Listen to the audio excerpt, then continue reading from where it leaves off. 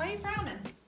Frowning? You were frowning when we push play. I'm not frowning. When you before you push play, you just tell yourself to smile. And then that way when you're going, there it is. We made a oopsies, so now he's gonna fixies it. Well, you have to tell him why it had an oopsie. So I'm in the middle of doing 100 lives in 100 days, which is actually 103. So that means there's a lot of things going in and out of this little studio really quickly. And so I was on a couple of training calls and I said, hey honey, there's a wardrobe in there, grab it, put it in here. I'll be on at this time, da da da da da da. He grabs it, puts it in here, and then we go in here, and what happens? Well, it's my fault, right? It's my fault. No, not technically. So basically, we get it in here, we rush it in here. Mistakes. We rush it in here, and I set it up. I'm getting things set up, getting the lighting set up, and I look down, and you'll see it here in a minute. There's a big chunk of wood missing. It's not a big chunk. It's just this big. It's a little piece of like. It's two and a half inches wide, 2.5 inches tall, by an inch and so wide. But it's time to go. It's big, and it's on the front, so we can't do anything about it. So she's worked, and this was last night, you worked on the top. Yeah. It looks pretty good. Yeah. But anyway, before she can go further, I have to fix the bottom. Right, so we grabbed some bondo.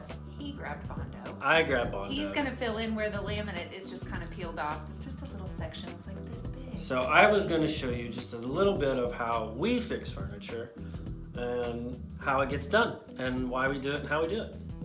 And then I'll be perfectly ready by tonight when we have day 91 of 130. Okay, now as you can see, we got the armoire on its back. We put it on its back so you guys can see this piece and then we can work on it. Okay, this is the piece that we were talking about. What happened was this veneer. A lot of times on furniture they put veneer on wood. And what happens is as the older it gets moved around, it gets kicked. A lot of things can happen to it. The glue underneath it starts to come off. It just wasn't good to begin with. So what happens is it starts chipping off, and this is what you're left with. Now, we see this a lot, not necessarily on the front, but a lot of times we see it on the sides, down low, so we have to fix that. We see it on legs quite a bit.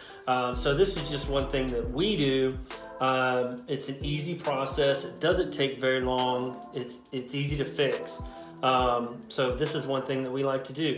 What you need is basically a stir stick. Basically, I stole this from my wife. This is a paint stir stick. We have a damp cloth. I also stole this from my wife. This is a plastic putty knife. Okay, I can tell I've already used it for bondo once before already. So we need that. The bondo you can pick up at basically any automotive parts store. They typically have these little small kits. They work great because you don't need a whole lot unless you have a big piece that you're wanting to do. And then what I did is I basically pulled the door open, propped it up, and used a sanding block to prop it open so I don't get much bondo on the other side. Now as far as tape, you can tape off if you choose to. It's not necessary in this instance because we're going to end up painting the piece. I have done it to where we've done pieces that have already been painted and we chipped it by moving it, so we would have to go back, tape it off, and then redo it. So for this instance, we don't need any tape. Basically all we need to do is get started. And how we do that is basically we want to clean the area all the way around, okay? On the sides, on the front. Any debris, dust, any chips that you just kind of feel it with your fingernails.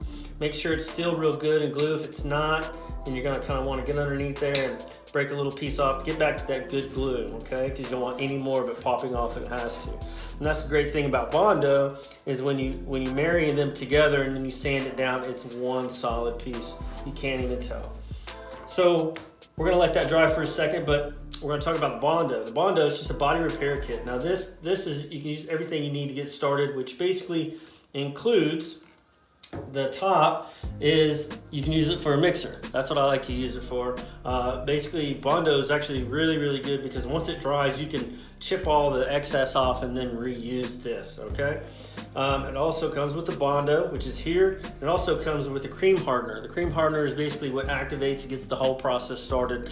Once you get started, after you mix it, you're gonna wanna apply it pretty quick. Okay, because it does harden, it hardens pretty quick. So you want to try to get it as smooth as you can. So it creates less sanding, and plus you don't have to sand as much if you can get it nice and smooth. Okay, so let's get started. So what we want to do is you just want to take the lid off the bondo, just use a screwdriver. You can use a paint can opener, whatever it is, to get that open. What you'll see, it's gonna look gray. Okay, it's gonna be gray. It's gonna be it's not syrupy, but it's not thick. It's got a consistency of I don't have no idea what consistency is, but what it is you can pour it out. It's really easy to do. Okay, so got that can open. Take your activator or your cream hardener, and you don't need much of this. This is something that you just need basically about the size of probably a penny or a dime. Okay, so you just need to put a little dot, about like that. Okay, you don't need very much at all. All right, so we got that in there. Now we just need to add the actual bondo. So we'll set it right there. We'll take our paint stick, and we'll just you'll see it. Hopefully you'll see it really well. You just kind of get some out. Get some in there. Like I said, for this instant, we don't need a whole lot. Get off there like that. So once those two are in there, you just want to take it, you just want to stir it. You want to stir it really well. And it's actually going to turn colors. It's going to go from, that red activator, basically with the gray, it's going to go kind of a rust color almost, pinkish rust color. So you just want to make sure that you get it mixed really well. Like I said, this stuff works or dries pretty quick, so you want to work pretty fast. Don't mix up a whole lot at the same time, because it will dry and harden on you. Okay, so what we do now, I'm just going to get a glob of it. Just going to place it on there. Now it's probably way too much. That's all right. So we set that to the side. Basically what we're going to do is we're just going to smooth it. Take any excess off. Okay. Just going to smooth it off. And we're just going to make sure it's built up past the layer that you are wanting to achieve, in the sense of you want to be higher, because when you sand it down, that's when you're going to get it smooth. Okay, don't worry about all the lines in it. A lot of that stuff's going to come off when you sand, because you have to sand it to be smooth. So basically what we're going to do now is we're going to wait about 15-20 minutes. We're going to come back, and then we're going to lightly sand, or not lightly, we're actually going to sand it with just a hand, with just some sandpaper, some hand sandpaper, about a 220 grit. We'll do that first layer, and then we'll go up from there. So we'll go 220 or 120, 220, and then probably 320 to finish it off and make it smooth.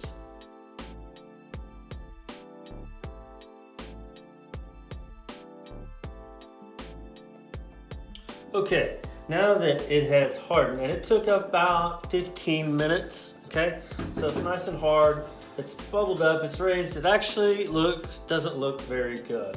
So basically, I lied to you earlier, I want to apologize. We're going to use the 60 grit first, then we're going to move to the 120 grit, and then we're going to finish it off with a 220 grit. Now you can go higher, you can go to a 320 grit or a 440 grit, but with furniture that is being painted, I don't find it as necessary. So the whole point with the painted furniture is the fact that it just gets it smooth, because she'll be painting and texturing over it anyway. That's what we're gonna do. Also, we're gonna try to keep the dust down. We've got our wet cloth to make sure that it doesn't get too dusty in here in her studio, because she will kill me with all the dust. So anyway, basically what these are basically for an orbital sander, okay? It's got a little Velcro, kind of like Velcro, it sticks to there, and you put it on a little hand sander. I like to use these because they're easy to control, it has the holes in here, so I use these for hand sanding all the time. So basically what we're gonna do is you're just gonna hand sand. You're gonna hand sand this whole area, everywhere that you want it to smooth it down. And then basically, Dionne, as she likes to say, she likes to blend. Well, basically that's what we're doing. We're gonna try to blend this into this. So basically it just takes some elbow grease. It takes a little bit of time. So what I'm gonna do is I'm just gonna fast forward this section and we'll go from there.